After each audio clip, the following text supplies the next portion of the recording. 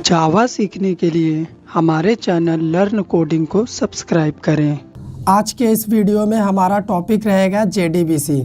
तो इस वीडियो में हम आपको स्टार्टिंग से एंडिंग तक बहुत ही बढ़िया से प्रैक्टिकल के साथ JDBC कंप्लीट करके बताएंगे।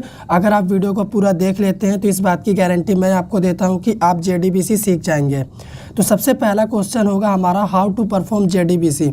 फुल एक्सप्लेनेशन मतलब सबसे पहले इसके बारे में थोड़ा सा हम जान लेते हैं JDBC का मतलब क्या होता है। JDBC stands for Java database connectivity. अगर आप जावा एप्लीकेशन के थ्रू डेटाबेस से कनेक्ट हो जा रहे हैं तो उसी को हम बोलते हैं JDBC, ठीक है। और पूरा नाम होता है जावा database connectivity. It is a API that is used to connect and execute the queries with the respective database। आप किसी भी डेटाबेस के साथ कनेक्ट हो सकते हैं जावा API के थ्रू। जावा API मतलब ये JDBC के थ्रू। JDBC एक API होता है जावा का, जिसके थ्रू हम डेटाबेस के साथ ना सिर्फ कनेक्ट होते हैं बल्कि क्वेरी भी एग्जीक्यूट कर लेते हैं, परफॉर्म कर लेते हैं डेटाबेस के साथ जो हमें करना होता है। और अगर आप डेटाबेस को बिना टच किए हुए डेटाबेस में टेबल क्रिएट कर पा रहे, रिकॉर्ड इंसर्ट कर पा रहे, डिलीट कर पा रहे, अपडेट कर पा रहे या फिर सेलेक्ट कर पा रहे, तो वही कहलाता है JDBC। लेकिन ये काम आप जावा के थ्रू कर रहे तब। एग्जाम्पल के थ्रू यहाँ पे देखिए मैंने फिगर बनाया है। ये हो गया हमारा जावा एप्लीकेशन जिसमें जावा का एक क्लास है और ये मेन मेथड है। और यहाँ पे हमारा क्या होगा, मेन मेथड के अंदर यहाँ पे हमारा सारा कोडिंग होगा। अगर इसी कोड के थ्रू हम इस डेटाबेस के साथ कनेक्ट हो पा रहे हैं, ठीक है, और इसमें टेबल क्रिएट कर पा रहे हैं, इंसर्ट कर पा रहे हैं, डिलीट कर पा रहे हैं, तो यही कहलाता है JDBC। और ये सारा काम हम जावा एप्लीकेशन के थ्रू कर रहे हैं। तो आप किसी भी डेटाबेस के साथ कनेक्ट हो सकते हैं। तो मैं यहाँ पे ओरेकल डेटाबेस के साथ JDBC कैसे परफॉर्म करते हैं आपको वो बताऊँगा। आप चाहें तो MySQL के साथ भी जा सकते हैं। लेकिन JDBC परफॉर्म करने से पहले आपको याद क्या रखना है, आपको कुछ रिक्वायरमेंट की ज़रूरत पड़ेगी अपने सिस्टम में। वो क्या है, सबसे पहले आपके सिस्टम में JDK इंस्टॉल्ड होना चाहिए, Eclipse IDE होना चाहिए। ये कंपलसरी नहीं होता है, आप चाहें तो नोटपैड में भी कर सकते हैं, लेकिन हम आपको यही बोलेंगे कि अगर आप जावा प्रोग्रामर हैं तो Eclipse IDE भी ज़रूर रखें, ठीक है। कोडिंग करने में दिक्कत नहीं होता है। थर्ड जो कि कंपलसरी चीज़ है, ओरेकल डेटाबेस आपके सिस्टम में इंस्टॉल्ड होना चाहिए। तो यहाँ पे मेरे सिस्टम में ओरेकल 11G इंस्टॉल्ड है। आप चाहें तो कोई और वर्जन भी रख सकते हैं, कोई दिक्कत नहीं है। और फोर्थ नंबर पे क्या है, लास्ट वन है जार फाइल। आपको जार फाइल अपने सिस्टम में क्या करना पड़ेगा, कॉन्फ़िगर करना पड़ेगा Eclipse IDE के साथ, अगर आप JDBC परफॉर्म कर रहे हैं तब। तो हम क्या करेंगे, इन तीनों को कैसे डाउनलोड और इंस्टॉल करना है इसका सेपरेट वीडियो बना दिया है, तो डिस्क्रिप्शन में लिंक मिल जाएगा आपको। अभी Eclipse IDE ओपन करके ये जार फाइल को कॉन्फ़िगर कैसे करते हैं, चलिए हम प्रैक्टिकल आपको दिखाते हैं। प्रैक्टिकल सेशन के लिए हम अपने कंप्यूटर सिस्टम के पास आ चुके हैं। तो यहाँ पे हम उम्मीद करते हैं कि आपने भी Eclipse IDE को कैसे डाउनलोड और इंस्टॉल करते हैं ये वीडियो देख लिया होगा, डिस्क्रिप्शन लिंक में है। इंस्टॉल हो जाने के बाद Eclipse IDE आपको इस पर डबल क्लिक करके इसको ओपन करना है। पहली बार जब ओपन करेंगे तो यहाँ पे लॉन्च पे क्लिक कर देना। लॉन्च पे क्लिक करने के बाद Eclipse IDE का होम पेज आपके सामने इस तरह से खुल जाएगा। तो आपको एकदम स्टार्टिंग में करना क्या है, आपको ऊपर फाइल वाले ऑप्शन पे जाना है, ठीक है। फाइल वाले ऑप्शन पे आने के बाद आप न्यू पे जाएंगे। न्यू पे आने के बाद आपको नीचे अदर वाले ऑप्शन पे जाना है। फिर आपको यहाँ पे जावा प्रोजेक्ट को सेलेक्ट करना है। जावा प्रोजेक्ट आप सेलेक्ट करने के बाद नेक्स्ट करेंगे यहाँ पे, ठीक है। तो यहाँ पे आपको अपने प्रोजेक्ट का नेम प्रोवाइड करना पड़ेगा। तो हम प्रोजेक्ट का नेम दे देते हैं JDBC, ठीक है। उसके बाद हम नेक्स्ट करेंगे। नेक्स्ट करने के बाद यहाँ पे देखो हमारा JDBC प्रोजेक्ट का SRC फोल्डर बन चुका है।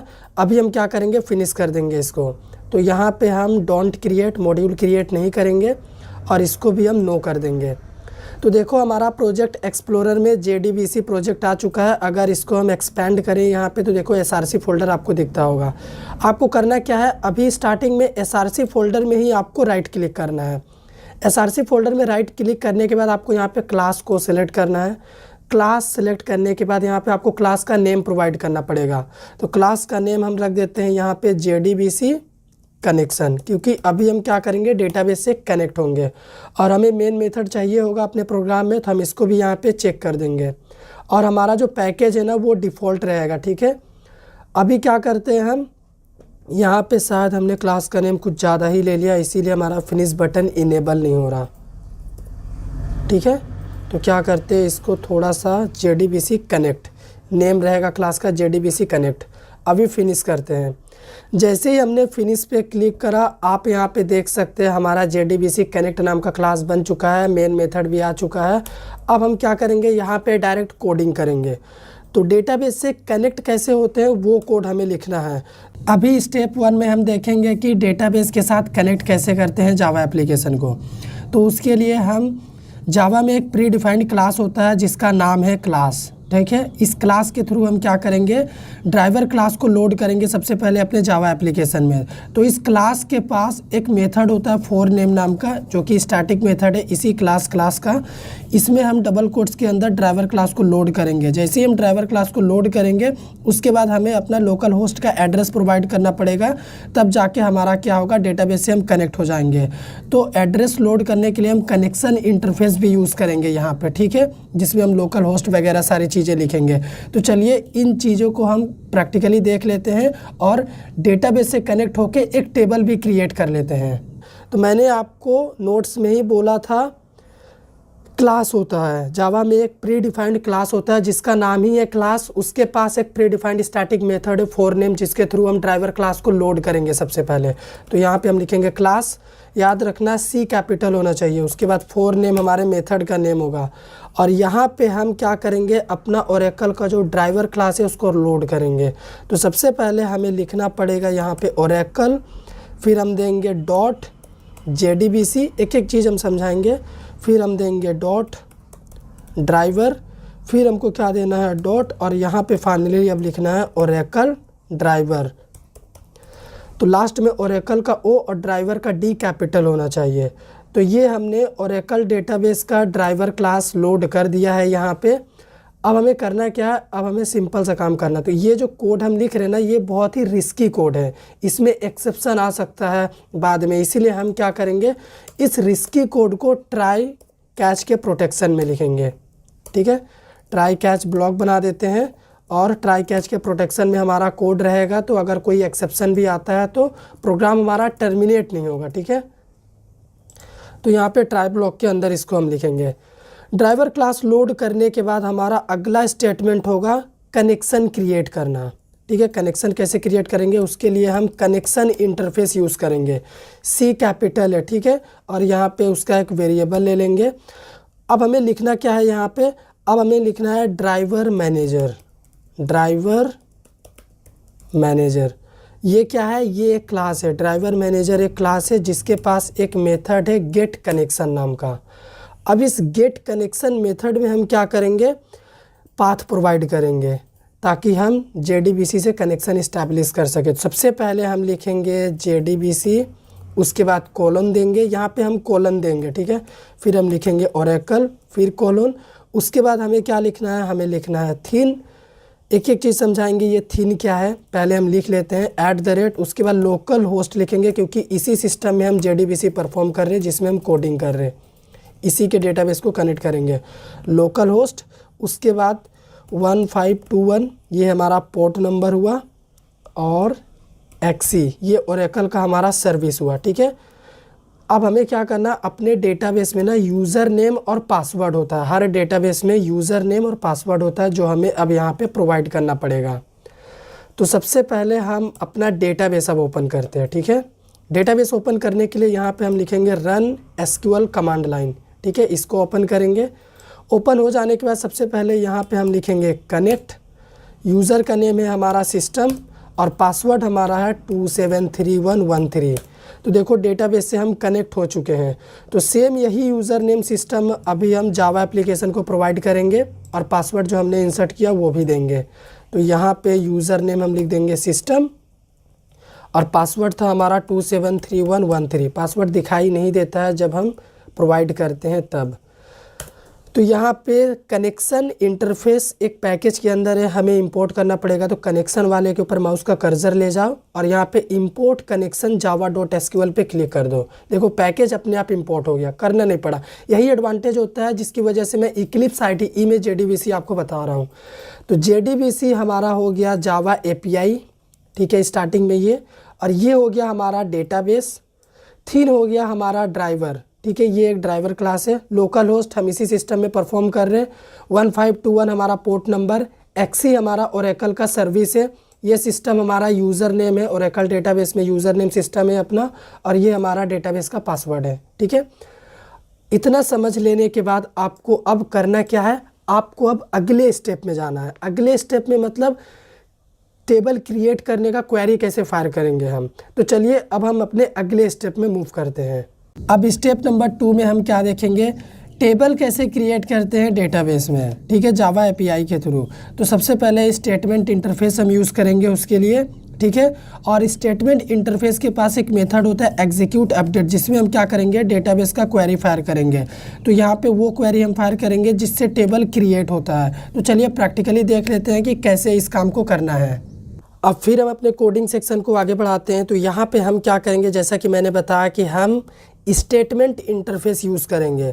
तो कैसे यूज़ करेंगे, हमें लिखना पड़ेगा यहाँ पे स्टेटमेंट, उसके बाद एक वेरिएबल ले लेते हैं रेफरेंस SMT।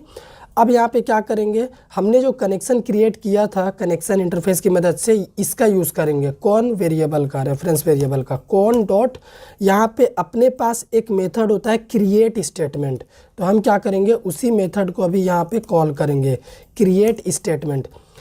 इस मेथड का काम क्या होगा, इसी के थ्रू हम क्या करेंगे, क्वेरी फायर करेंगे आगे चल के। ठीक है, तो यहाँ पे हम स्टेटमेंट इंटरफेस का पैकेज इंपोर्ट कर लेते हैं, यहाँ पे क्लिक करके java.sql। ठीक है, पैकेज इंपोर्ट हो गया। क्रिएट स्टेटमेंट की मदद से हम ये बोलना चाहते हैं कि अब हम ओरेकल डेटाबेस के साथ एक स्टेटमेंट क्रिएट करने जा रहे हैं अगली लाइन में। तो हम लिखेंगे SMT स्टेटमेंट इंटरफेस का रेफरेंस वेरिएबल डॉट, यहाँ पे एग्जीक्यूट अपडेट एक मेथड होता है, एग्जीक्यूट अपडेट। ठीक है, आप लिखेंगे तो आपको यहाँ पे सजेशन में मिल जाएगा। यहाँ पे हम ओरेकल डेटाबेस पे टेबल क्रिएट करने के लिए जो क्वेरी लिखते हैं वो लिखेंगे। हम लिखेंगे क्रिएट टेबल, टेबल का नेम हम रख देते हैं EMP। उसके बाद अभी टेबल का कॉलम हमें बनाना पड़ेगा। सबसे पहला कॉलम हम बना देते हैं ENO। ठीक है, एम्प्लॉय नंबर, तो इसका टाइप रहेगा नंबर। उसके बाद हम बना देते हैं एम्प्लॉय का नेम के लिए एक कॉलम, इसका टाइप रहेगा varchar, क्योंकि इसमें स्ट्रिंग टाइप का वैल्यू रहेगा। 20 कैरेक्टर लॉन्ग नेम रहेगा, उससे ज़्यादा किसी का होता नहीं है। उसके बाद एक और कॉलम बना देते हैं एम्प्लॉय का सैलरी, इसका टाइप भी रहेगा नंबर। 3 कॉलम हमने अपने डेटाबेस के लिए बना लिए हैं। अब हम क्या करेंगे, अब हम अपना अगला स्टेटमेंट रेडी करेंगे। इतना करने के बाद हमें पता तो चलना चाहिए टेबल क्रिएट हुआ कि नहीं। हमें जावा एप्लीकेशन में ही पता चल जाना चाहिए यहीं पे कि टेबल क्रिएट हो चुका है कि नहीं, डेटाबेस में देखने से पहले। तो उसके लिए यहाँ पे हम जावा के लिए एक मैसेज प्रिंट कर देंगे, system.out.print, और यहाँ पे लिख देंगे टेबल क्रिएटेड सक्सेसफुली। ठीक है, ये मैसेज आप दे भी सकते, नहीं भी दे सकते, ये आपके ऊपर है। ठीक है, ये मैसेज हमने दे दिया, अभी 3 डॉट दे देते हैं। अब अगर मान लो ये ऑपरेशन परफॉर्म करते वक्त कुछ भी एक्सेप्शन आता है प्रोग्राम में, तो उसको हम हैंडल करेंगे ताकि हमारा प्रोग्राम टर्मिनेट ना हो और एक्सेप्शन क्यों आया है हमें पता चले। तो यहाँ पे system.out.print और ई को प्रिंट कर देंगे। ई को प्रिंट करने से एग्जैक्ट एक्सेप्शन का रीज़न में पता चलेगा। तो हमने जो कनेक्शन यहाँ पे ओपन किया है उसको क्लोज़ करना नहीं भूलेंगे, क्लोज़ करना कंपलसरी है। ठीक है, क्योंकि ये सिक्योरिटी से रिलेटेड कोड होता है। अब प्रोग्राम को रन करने से पहले आपको एक छोटा सा काम करना है। छोटा सा काम क्या करेंगे आप, जैसे ये हमारा प्रोजेक्ट क्या है, ये हमारा प्रोजेक्ट है JDBC। ठीक है, तो हम अपने JDBC प्रोजेक्ट में राइट क्लिक करेंगे, उसके बाद बिल्ड पाथ करेंगे, उसके बाद कॉन्फ़िगर बिल्ड पाथ पे हम क्लिक करेंगे और यहाँ पे जावा बिल्ड पाथ सेलेक्टेड है तो उसी को सेलेक्टेड रहने देंगे। तो यहाँ पे क्लास पाथ, आप लाइब्रेरीज़ में आएंगे, उसके बाद क्लास पाथ पे क्लिक करेंगे, ऐड एक्सटर्नल जार्स आप करेंगे। जैसे कि यहाँ पे देखो हमने जार फाइल ऐड करके रखा हुआ है, पर मान लो अभी हम क्या कर रहे, इस जार फाइल को यहाँ से रिमूव कर दे रहे। ठीक है, तो हम क्लास पाथ पे क्लिक करेंगे, add external jar file. Jar file हम इसलिए ऐड करते हैं क्योंकि हम जो ड्राइवर क्लास लोड कर रहे हैं इसी जार फाइल में है। ठीक है, तो दिस PC में चलते हैं, मेरे C ड्राइव में ओरेकल इंस्टॉल्ड है, तो ओरेकल XE पे हम क्लिक करेंगे, आपका भी C ड्राइव में ही होगा। ऐप्स में जाएंगे और यहाँ पे सर्च करेंगे डॉट जार। जैसे ही आप यहाँ पे सर्च करेंगे आपको OJDBC 5, 6 मिल जाएगा। तो हम 6 को क्या करेंगे, यहाँ पे ऐड करेंगे, क्लिक कर देंगे, ओपन कर देंगे। तो यहाँ पे देखो ऐड हो गया। ऐड होने के बाद अप्लाई एंड क्लोज करेंगे। तो इससे यहाँ पे आप देख पाएंगे अपने प्रोजेक्ट में हमारा रेफरेंस लाइब्रेरीज में आप देखेंगे OJDBC जार फाइल एडेड है। इसका मतलब ये जो ड्राइवर क्लासेस लोड कर रहे हैं, अगर जार फाइल ऐड नहीं करेंगे तो हम काम नहीं कर पाएंगे। प्रोग्राम हमारा रेडी है, इसको प्रोग्राम को करते हैं सेव। और सबसे पहले आपको डेटाबेस में दिखाते हैं एम्प्लॉय नाम का टेबल है कि नहीं, DESC EMP। तो यहाँ पे देखो एम्प्लॉय नाम का कोई भी टेबल अभी एग्जिस्ट नहीं कर रहा है डेटाबेस में। अब प्रोग्राम को हम करने जा रहे हैं रन। तो इसको थोड़ा बड़ा करते हैं। तो यहाँ पे देखो मैसेज आ चुका है, टेबल क्रिएटेड सक्सेसफुली। इसका मतलब EMP टेबल क्रिएट हो चुका है। डेटाबेस में चलते हैं, सेम क्वेरी फायर करते हैं। तो देखो अभी EMP टेबल हमारा क्रिएट हो चुका है। उसमें हमारा 3 कॉलम है, ENO, ENAME और eSalary, और उनका डेटा टाइप भी यहाँ पे आप देख सकते हैं। तो हमने क्या किया है, डेटाबेस के साथ सक्सेसफुली कनेक्शन इस्टेब्लिश कर लिया है और एक EMP नाम का टेबल भी हम अपने डेटाबेस में क्रिएट कर चुके हैं। अब हम चलते हैं अपने अगले स्टेप की ओर। स्टेप नंबर 3, टेबल क्रिएट हो जाने के बाद उसमें रिकॉर्ड कैसे इंसर्ट करेंगे, अब हम आपको वो बताते हैं। रिकॉर्ड इंसर्ट करने के लिए हम प्रिपेयर्ड स्टेटमेंट इंटरफेस को यूज़ करेंगे। इसके पास एक मेथड होता है प्रिपेयर स्टेटमेंट। इसमें हम क्या कर सकते हैं, डेटाबेस का क्वेरी पास कर सकते हैं इस मेथड के थ्रू। जितना भी क्वेरी हम पास करेंगे डेटाबेस का, वो किसी न किसी मेथड के थ्रू ही हम पास करेंगे। ठीक है, जैसा कि हमने टेबल क्रिएट करते समय एग्जीक्यूट अपडेट मेथड से क्वेरी पास किया था, लेकिन अब रिकॉर्ड इंसर्ट करते समय हम प्रिपेयर्ड स्टेटमेंट मेथड के थ्रू क्या करेंगे, क्वेरी पास करेंगे। तो हमारा डेटा इंसर्ट हो जाएगा टेबल में। तो चलिए इस काम को प्रैक्टिकली कैसे करेंगे वो देखते हैं। इंसर्शन ऑपरेशन परफॉर्म करने के लिए हम क्या करेंगे, एक अलग जावा फाइल बनाएंगे। तो अपने JDBC के SRC फोल्डर में ही हम राइट क्लिक करेंगे, फिर से न्यू में जाएंगे और एक नया क्लास बनाएंगे। ठीक है, क्लास का नाम हम रखेंगे अभी JDBC_insert, ये हमारा क्लास का नाम है। मेन मेथड यहाँ पे भी चाहिए होगा हम लोग को, तो यहाँ पे भी मेन मेथड को चेक कर देंगे और ये भी डिफ़ॉल्ट पैकेज में ही जाएगा अपना फिनिश। तो जैसा हमने connect.java का कोड लिखा अलग फाइल बना के, वैसे ही अब हम एक अलग फाइल बना लिए इंसर्ट के लिए। ठीक है, और यहाँ पे रिकॉर्ड कैसे इंसर्ट करते हैं टेबल में वो कोड लिखेंगे हम। तो कुछ चीज़ें कॉमन होता है, ठीक है, हर एक में आपको ड्राइवर क्लास लोड करना पड़ेगा। तो यहाँ से हम क्या करेंगे, इसको कॉपी कर सकते हैं, ट्राई ब्लॉक का ये इतना चीज़। ठीक है, ये कॉमन है तो कॉपी कर लेंगे और अपने इंसर्ट वाले चीज़ में यहाँ पे पेस्ट कर देंगे। ठीक है, अभी इतना काम करने के बाद आपको करना क्या है, सबसे पहले तो ट्राई की बॉडी बंद करनी है, कैच ब्लॉक भी बना लेना है, और एक्सेप्शन के लिए यहाँ पे एक्सेप्शन सुपर क्लास यूज़ कर लेंगे एक्सेप्शन को रोकने के लिए।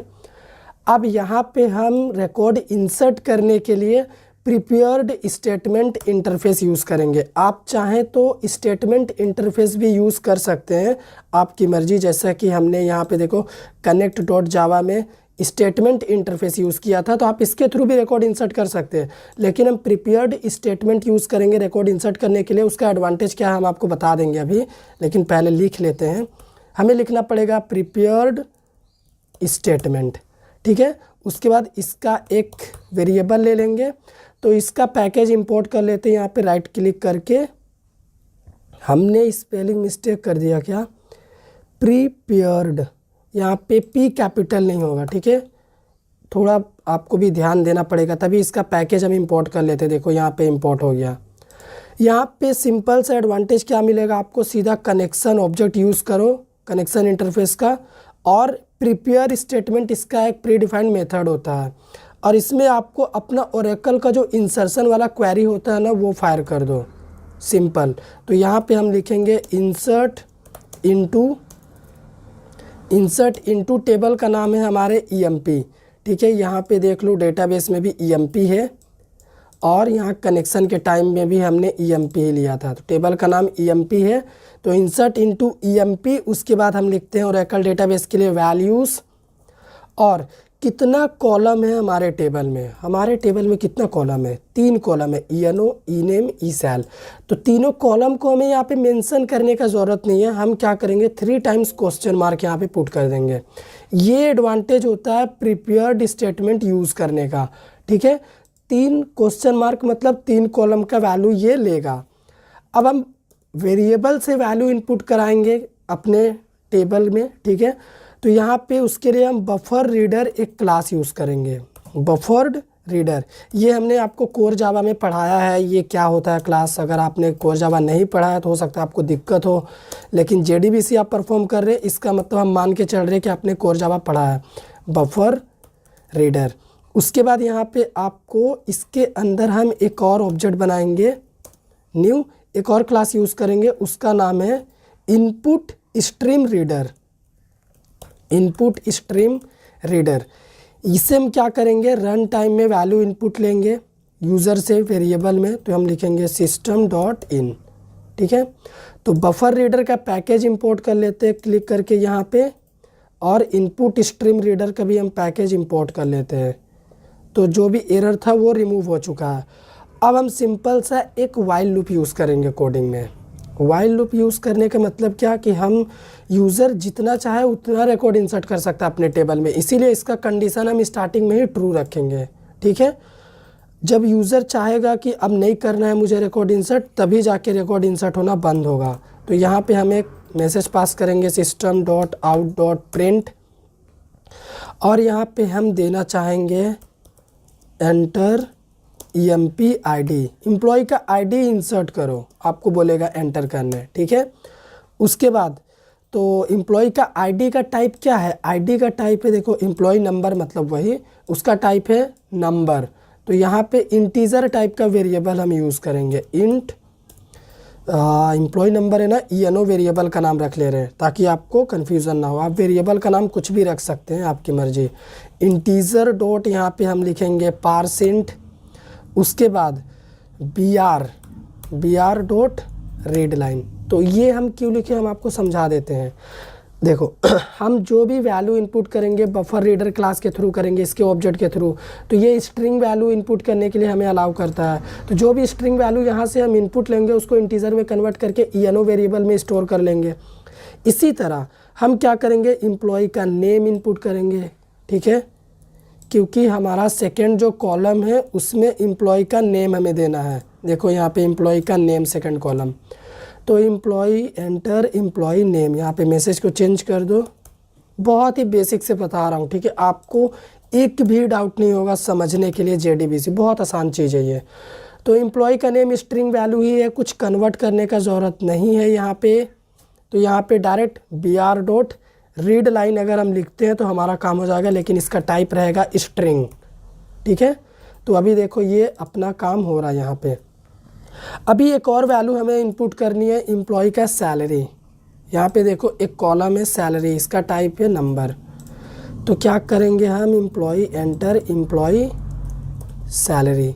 आप चाहें तो जावा एप्लीकेशन में सैलरी का टाइप डबल भी रख सकते हैं। ठीक है, ताकि आप फ्रैक्शनल वैल्यू भी ले सके। तो यहाँ पे हम लिखेंगे डबल डॉट पार्स डबल, ये मेथड होता है डबल वैल्यू को कन्वर्ट करने के लिए। तो br डॉट कैप्स लॉक मेरा क्लिक हो गया है, तो br डॉट रीड लाइन।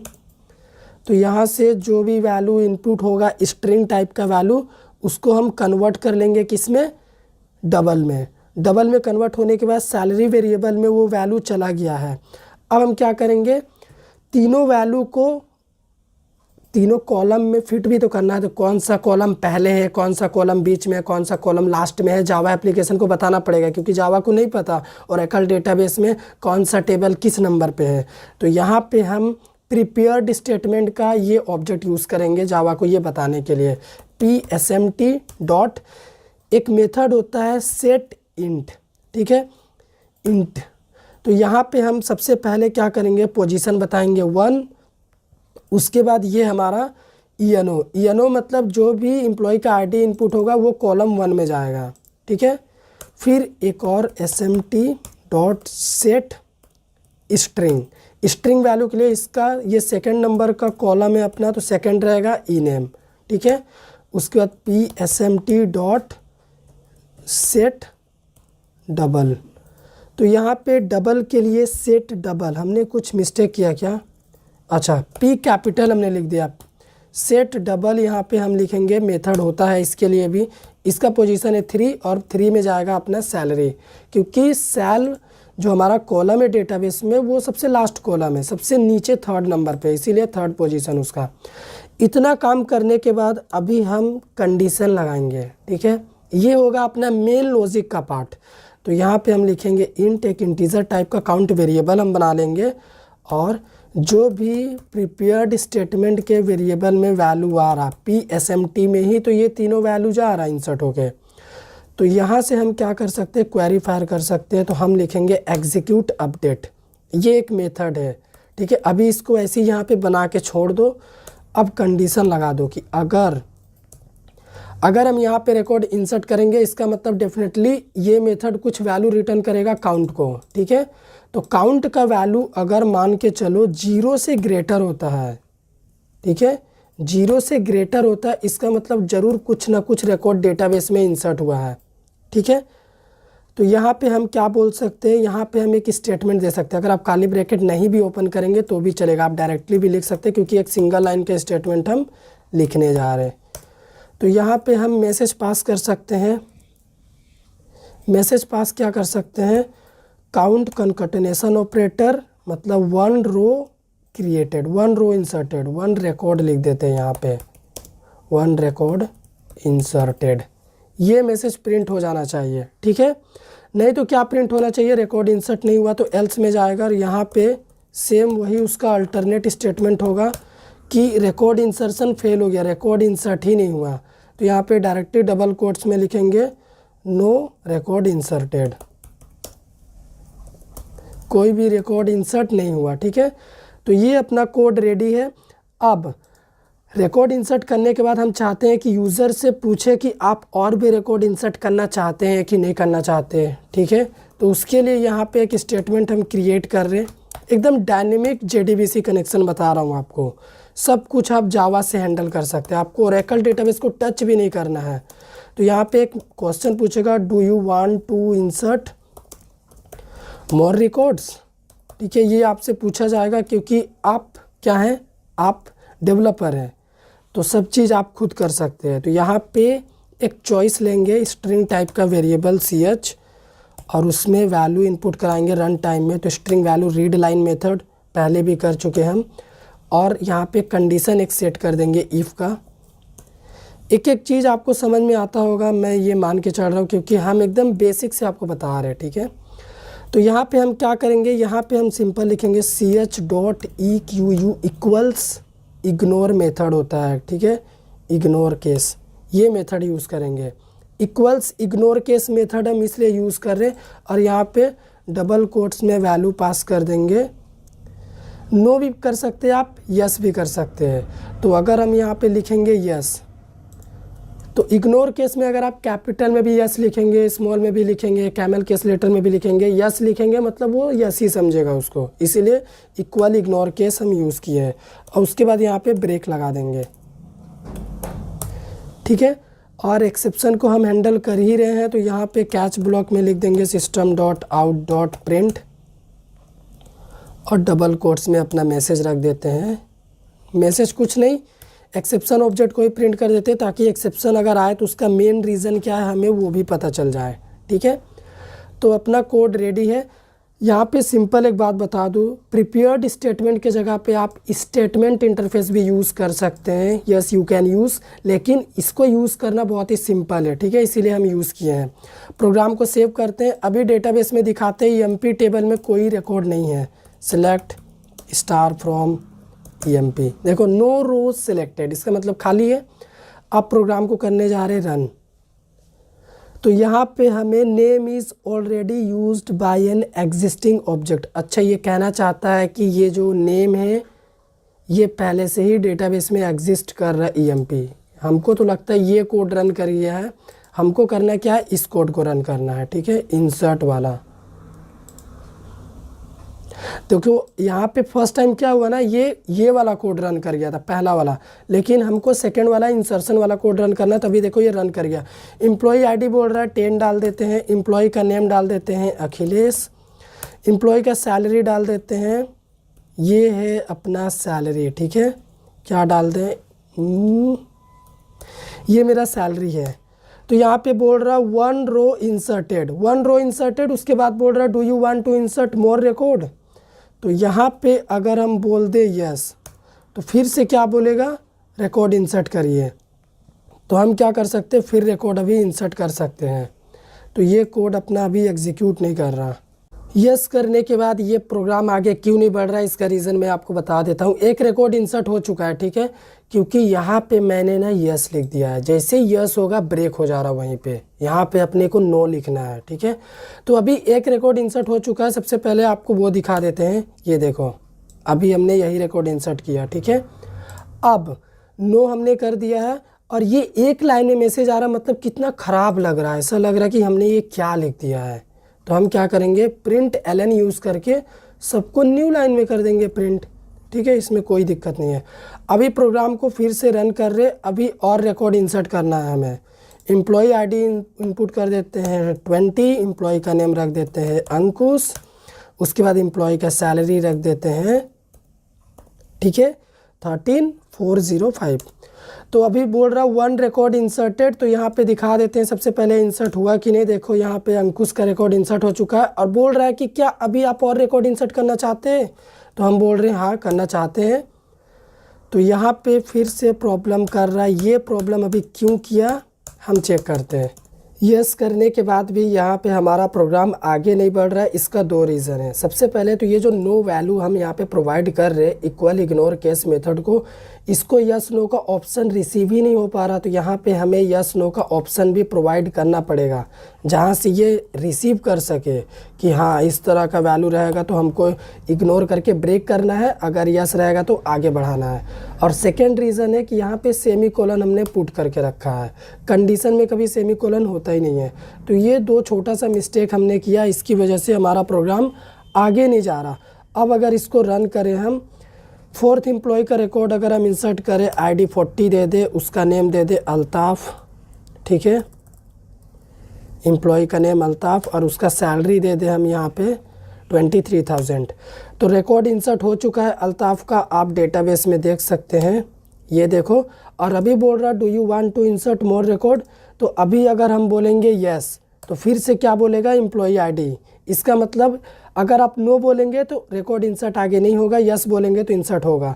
तो अभी अगर हम 5th एम्प्लॉय का रिकॉर्ड इंसर्ट कर दे आपको दिखाने के लिए, आकिब, उसके बाद उसका सैलरी दे देते हैं ये, ठीक है। अब ये आकिब का रिकॉर्ड भी डेटाबेस में देखो इंसर्ट हो चुका है यहाँ पे। अब पूछ रहा कि आप और रिकॉर्ड इंसर्ट करना चाहते हैं, तो अभी मैं लिख रहा हूँ, यहाँ पे लिखने जा रहा हूँ नो। तो देखो प्रोग्राम यहीं पे बंद हो गया। जैसे ही हमने नो दबाया, तो नो हम किसी भी फॉर्म में दबाएं, इक्वल इग्नोर केस उसके केस को इग्नोर करके उसको नो ही कंसीडर करेगा, ठीक है, और ब्रेक हो गया वहीं पे। तो सबसे पहली बात सिंपल है समझना, लूप का कंडीशन ट्रू रहेगा तब तक जब तक यूज़र चाहता है। इस वाले चीज़ का यूज़ किए हैं आईडी इंसर्ट करने के लिए, नेम के लिए ये, और सैलरी के लिए ये वैल्यू, और इन तीनों कॉलम का पोजीशन डिफाइन कर रहा है डेटाबेस में ये स्टेटमेंट। उसके बाद अगर काउंट का वैल्यू एग्जीक्यूट अपडेट मेथड ने बोला कि 0 से ग्रेटर है, तो यहाँ पे रिकॉर्ड इंसर्ट हो रहा है, अगर नहीं है तो रिकॉर्ड इंसर्ट नहीं हुआ है, रिकॉर्ड इंसर्शन फेल।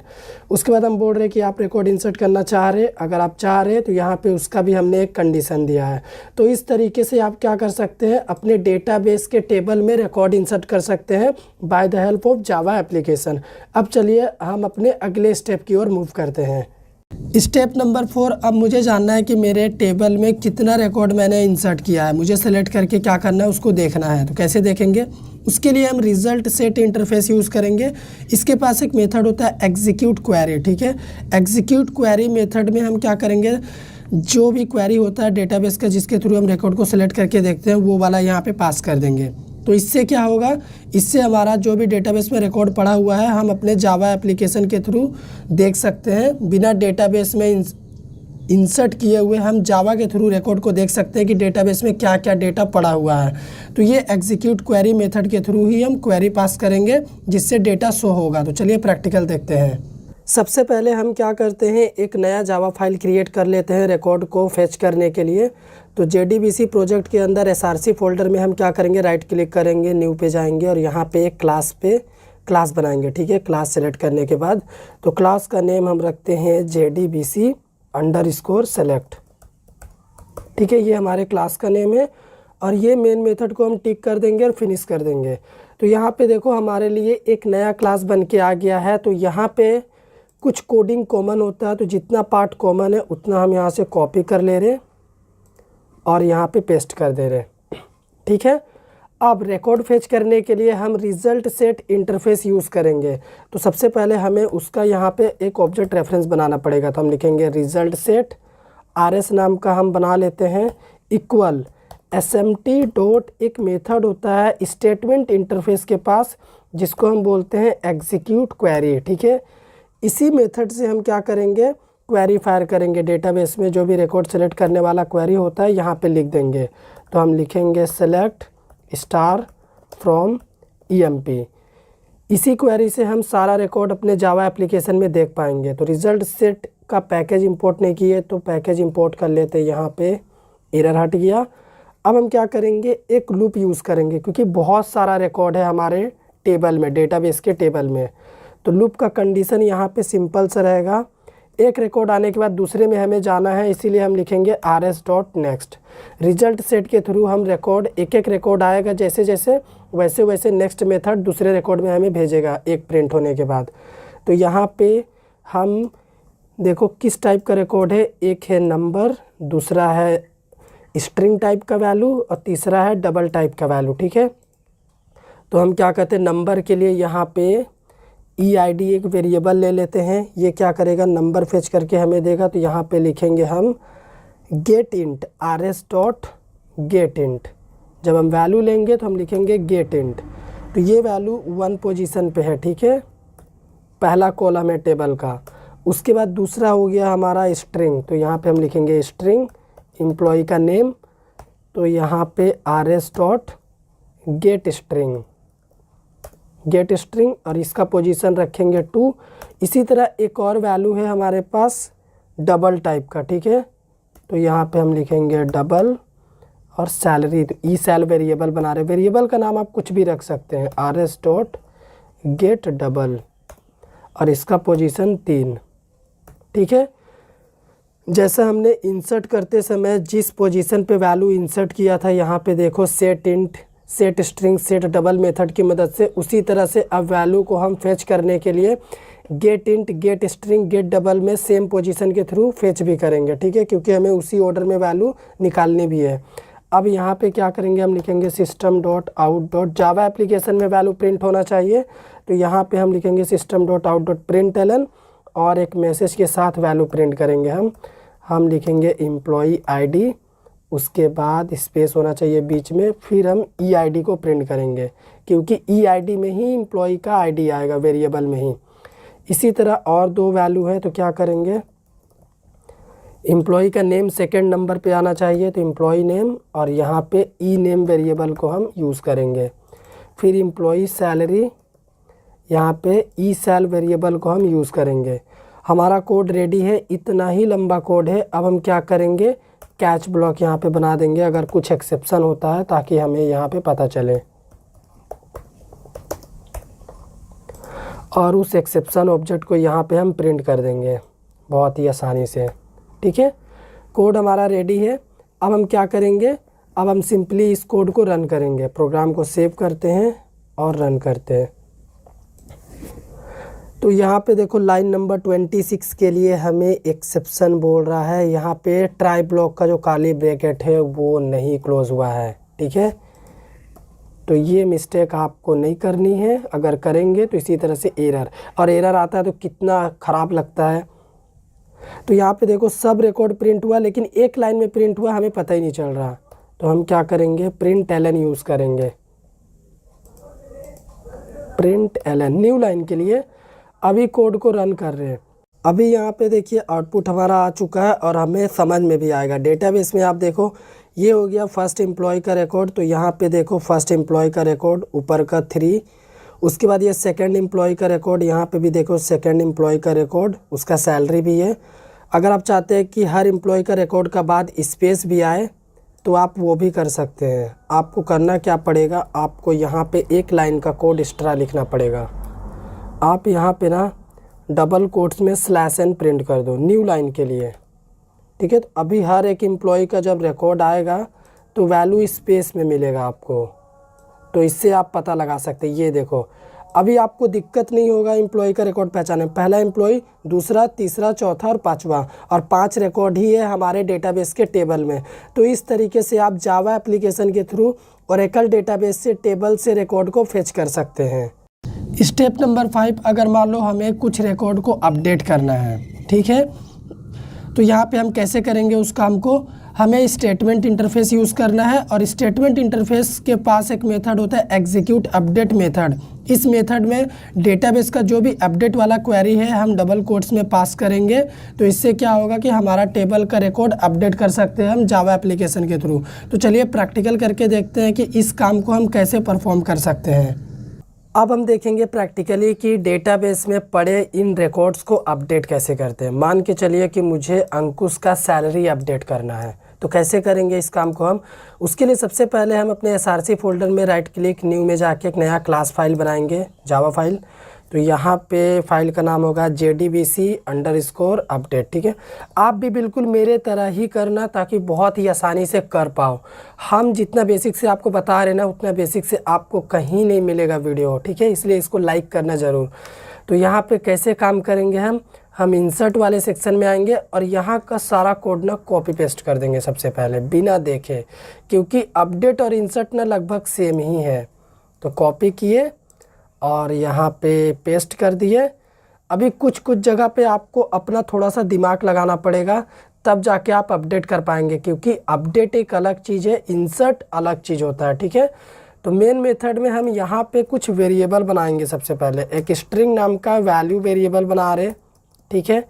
एक इंटीजर टाइप का हम एम्प्लॉय आईडी वेरिएबल बना रहे, और एक डबल टाइप का हम क्या बना लेते हैं, एम्प्लॉय सैलरी वेरिएबल बना लेते हैं, ठीक है। ये 3 वेरिएबल हमने सबसे पहले बनाया।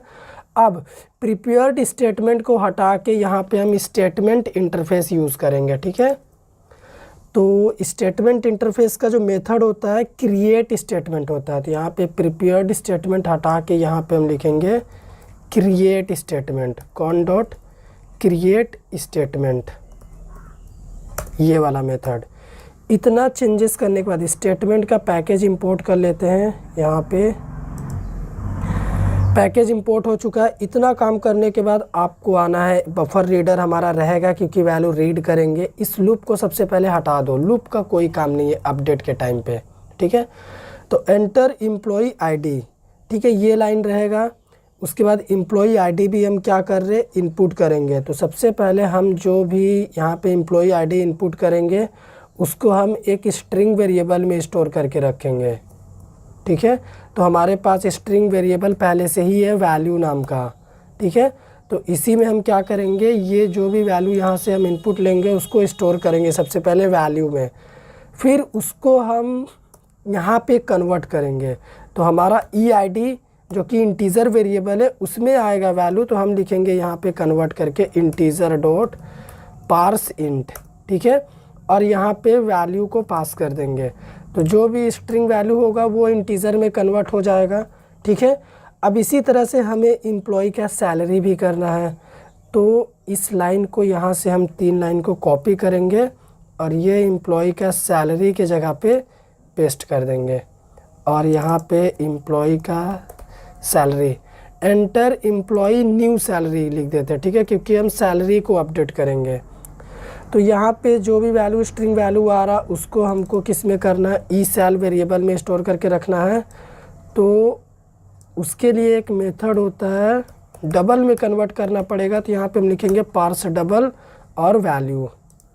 तो इतना काम कर लेने के बाद आपको करना क्या है, आपको सिंपली अपने कंडीशन के लिए जाना है। अभी आपको यहाँ पे कुछ भी दिमाग नहीं लगाना, ये सारी चीज़ें आपको हटा देनी है। ठीक है। कंडीशन के लिए आप जाएंगे, लेकिन इस वेरिएबल का यूज़ हम यहाँ पे भी करेंगे। तो यहाँ पे हम अपडेट वाला क्वेरी फायर करेंगे, ठीक है। तो हम स्टेटमेंट इंटरफेस यूज़ कर रहे हैं, तो उसके वेरिएबल से काम करेंगे। और यहाँ पे एग्जीक्यूट अपडेट मेथड जो हमारा है उसको यहाँ पे ऐसे ही रहने देंगे, बस क्वेरी फायर करेंगे हम यहाँ पे डबल कोट्स में। तो यहाँ पे हम क्वेरी क्या फायर करेंगे, अपडेट करने का क्वेरी होता है ओरेकल डेटाबेस का अपडेट, टेबल का नेम EMP, उसके बाद हम लिखेंगे सेट, उसके बाद कॉलम का नेम क्या है आपके टेबल में, कॉलम का नेम है, हमें सैलरी अपडेट करना है, सेल नाम है। तो यहाँ पे कॉलम का एग्जैक्ट A to Z आपको वही नेम प्रोवाइड करना है। तो मैं कहाँ पे था, अपडेट वाले में ही हम यहाँ पे थे, ठीक है, यहाँ पे। तो कॉलम का नेम सेल है हमारे, उसके बाद इक्वल टू, अब यहाँ पे हम वेरिएबल यूज़ करेंगे, ठीक है। तो कॉन्कैटिनेशन ऑपरेटर, वेरिएबल का नेम हमने क्या रखा है, वेरिएबल का नेम सेल, मतलब जो भी नया सैलरी इस वेरिएबल में आएगा यूज़र से हम इनपुट लेके देंगे, वही जाके डेटाबेस में अपडेट हो जाए। फिर प्लस कॉन्कैटिनेशन ऑपरेटर, फिर यहाँ पे हमारा डबल कोट से स्टार्ट होगा, इसका मतलब हम SQL की क्वेरी फायर करने वाले। SQL का क्वेरी आपको डबल कोट्स में ही रखना है, क्योंकि जावा को नहीं पता कि ये क्या है। तो ENO इसके थ्रू हम क्या करेंगे, सैलरी अपडेट करेंगे इस कॉलम के थ्रू। तो ENO नाम है कॉलम का, तो हमने ENO लिखा। इक्वल टू लिखने के बाद फिर हम प्लस कॉन्कैटिनेशन ऑपरेटर यूज़ करेंगे, और यहाँ पे EID कॉलम, जिसका EID मान लो 10 है 20 है, उसका सैलरी अपडेट हो जाना चाहिए इस तरीके से। तो काउंट का वैल्यू अगर ग्रेटर हुआ तो 1 रो अपडेटेड, इस तरीके से आपके सामने मैसेज आ जाना चाहिए, 1 रोज अपडेटेड, ठीक है। नहीं तो आपके सामने मैसेज आना चाहिए कि नो रोज फाउंड, या फिर नो रिकॉर्ड फाउंड, यहाँ पे लिख देते हैं। और ये वाला जो लाइन है इसको आप हटा सकते हैं, इसका कोई काम नहीं है यहाँ पे, इसको पूरी तरह से यहाँ से हटाया जा सकता है। एक काली ब्रैकेट यहाँ पे ज़्यादा है। तो यहाँ पे हमारा कोड बिल्कुल रेडी हो चुका है। अपडेट कैसे करते हैं, ये सब पैकेज हम यहाँ पे यूज़ नहीं कर रहे, तो क्या करते हैं, अनयूज्ड पैकेज को हटा देते हैं। प्रोग्राम को अगर हम सेव करें इस अपडेट वाले प्रोग्राम को और रन करें, तो यहाँ पे देखो ये सक्सेसफुली रन हो चुका है। सबसे पहले डेटाबेस में चलते हैं। मान के चलो कि अंकुश का सैलरी अभी है 13,450, मुझे इसको 20,000 करना है, ठीक है। 20,000 इसका सैलरी होना चाहिए। तो अंकुश का एम्प्लॉई ID क्या है, 20 है, यहाँ पे देखो 20। तो सबसे पहले एम्प्लॉई ID 20, फिर बोल रहा है अंकुश का नया सैलरी क्या होना चाहिए, नया सैलरी होना चाहिए 20,000। तो यहाँ पे 1 रो अपडेटेड मैसेज आ चुका है, इसका मतलब अंकुश का सैलरी अपडेट हो चुका है। रिकॉर्ड देखो यहाँ पे हमने अपडेट कर दिया। तो इस तरीके से आप जावा एप्लीकेशन के थ्रू ओरेकल डेटाबेस में जाके उसके रिकॉर्ड को अपडेट कर सकते हैं, ठीक है। अब चलिए हम अपने अगले स्टेज की तरफ मूव करते हैं। स्टेप नंबर 6, डेटाबेस के रिकॉर्ड को डिलीट कैसे करते हैं, ठीक है। डिलीट वाला काम हम सबसे लास्ट में आपको इसलिए करके बता रहे हैं क्योंकि अब हम सारा रिकॉर्ड डिलीट करके आपको दिखाएंगे। तो डिलीट करने के लिए भी हम स्टेटमेंट इंटरफेस ही यूज़ करेंगे, और इसका मेथड एग्जीक्यूट अपडेट मेथड ही हम यूज़ करेंगे। और यहाँ पे डिलीट वाला क्वेरी पास करेंगे डबल कोट्स में। जावा में आप डेटाबेस का जो भी क्वेरी पास करेंगे वो डबल कोट्स में पास करेंगे, क्योंकि जावा को नहीं पता है कि ये डेटाबेस का क्वेरी क्या है, ठीक है। इसीलिए हम डबल कोट्स में क्वेरी को लिखते हैं ताकि जावा उसको एक स्ट्रिंग लिटरल की तरह ट्रीट करे। तो यहाँ पे हम जो भी डिलीशन का क्वेरी है, रिकॉर्ड डिलीशन का, वो पास करेंगे तो हमारा रिकॉर्ड डिलीट होगा डेटाबेस से। तो चलिए इस काम को प्रैक्टिकली भी देख लेते हैं कि कैसे करेंगे। सबसे पहले हम क्या करते हैं, एक नया क्लास फाइल बना लेते हैं जावा का, क्योंकि रिकॉर्ड को हम डिलीट करेंगे। तो यहाँ पे JDBC_delete, ठीक है, मेन मेथड चाहिए होगा। सेपरेट फाइल में बनाने से बहुत फ़ायदा होगा, ठीक है। आपके सामने सारा चीज़ रहेगा, हर एक चीज़ रहेगा। जैसे इंसर्ट वाले में जाके अभी हम ये सारा कोड फिर से क्या करने वाले हैं, कॉपी ही करने वाले हैं। कॉपी करेंगे, डिलीट वाले में पेस्ट कर देंगे।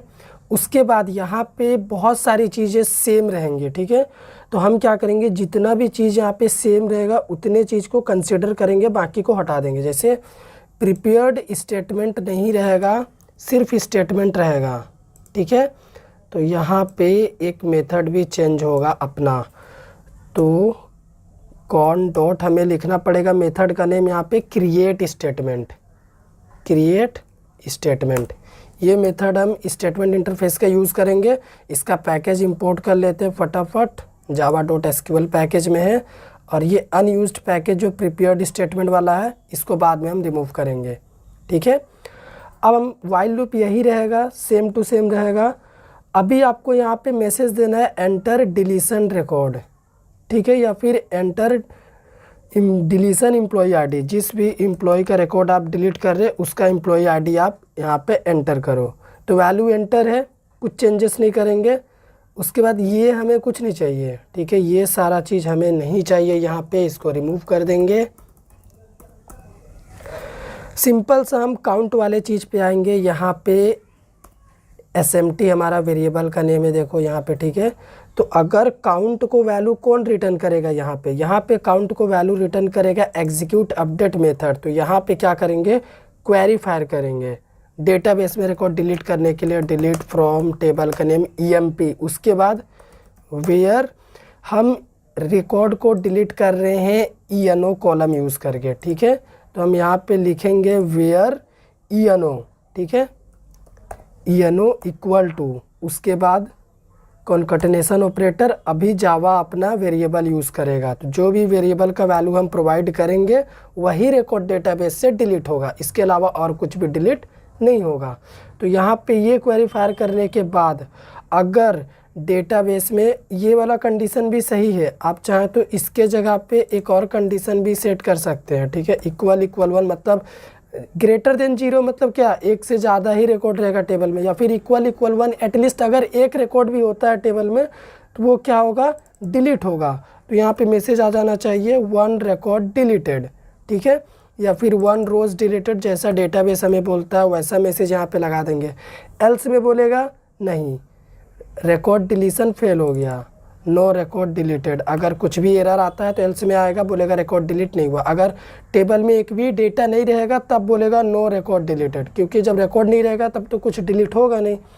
उसके बाद यहाँ पे ये वाला चीज़ हम इसमें भी यूज़ करने वाले हैं, ठीक है, क्योंकि हम रिकॉर्ड डिलीट कर रहे हैं। तो एक डिलीट करने के बाद हम चाहते हैं कि डेटाबेस हमसे पूछे कि और भी रिकॉर्ड डिलीट करना है, तो हम बोलेंगे हाँ करना है, नहीं करना है हमारा मर्जी। तो ये अनयूज्ड पैकेज को हटा देते हैं, प्रोग्राम को सेव करते हैं हम अपने, और सबसे पहले डेटाबेस में चलते हैं। हम बोल रहे हैं कि ये जो अनीस का रिकॉर्ड है ना, ये डिलीट करना है मेरे को। तो कैसे करेंगे, प्रोग्राम को करते हैं रन। तो enter deletion employee ID, Anees का एम्प्लॉय आईडी क्या है, 30 है, तो यहाँ पे क्या करेंगे 30 लिख देंगे। तो 1 रो डिलीटेड इट मीन्स अनीस का रिकॉर्ड डिलीट हो चुका है। आप देखो टेबल में अभी नहीं है, पहले था अब नहीं है। और यहाँ पे अभी हमसे बोला जा रहा और भी रिकॉर्ड डिलीट करना है, हम बोल रहे हैं हाँ करना है। तो फिर से बोल रहा कि एम्प्लॉय आईडी बताइए किसका रिकॉर्ड डिलीट कर रहे हैं। तो अभी हम क्या बोलते हैं, अखिलेश का रिकॉर्ड डिलीट करना है। तो अखिलेश का एम्प्लॉय आईडी क्या है, अखिलेश का एम्प्लॉय आईडी है यहाँ पे 10, तो 10। तो अखिलेश का रिकॉर्ड भी डेटाबेस से डिलीट हो चुका है, यहाँ पे देखो डिलीट हो चुका है। अब और भी रिकॉर्ड डिलीट करना है, तो यहाँ पे हम बोल देंगे नो। जैसे ही हम नो बोले प्रोग्राम हमारा वहीं पे स्टॉप हो गया। क्यों, जैसे ही हम यहाँ पे नो वैल्यू इंसर्ट किए, हमने यहाँ पे 2 चॉइस दिया था, यस और नो का, तो हमने नो यहाँ पे आउटपुट में डाला और ये भी नो है। तो इक्वल इग्नोर केस बोलता है कि सिर्फ नो से मतलब है, कैपिटल में लिखा हो स्मॉल में लिखा हो उससे कोई लेना देना नहीं। तो ये नो और ये वाला नो दोनों ट्रू हो गया, एक ही वैल्यू है, ब्रेक हो गया प्रोग्राम वहीं पे, ठीक है। तो इस तरीके से आप डेटाबेस से रिकॉर्ड को डिलीट कर सकते हैं। तो इस वीडियो में मैंने आपको बहुत ही आसानी से बताया कि कैसे ओरेकल डेटाबेस को जावा से कनेक्ट कर सकते हैं। ना सिर्फ कनेक्ट कर सकते हैं बल्कि टेबल कैसे क्रिएट कर सकते हैं, रिकॉर्ड इंसर्ट कर सकते हैं, डिलीट, अपडेट, सेलेक्ट, सारा ऑपरेशन हमने परफॉर्म करके आपको दिखाया। उम्मीद करते हैं आपको वीडियो भी पसंद आया होगा। अगर आया हो तो वीडियो को लाइक करिए, शेयर करिए, चैनल को सब्सक्राइब कर दीजिए।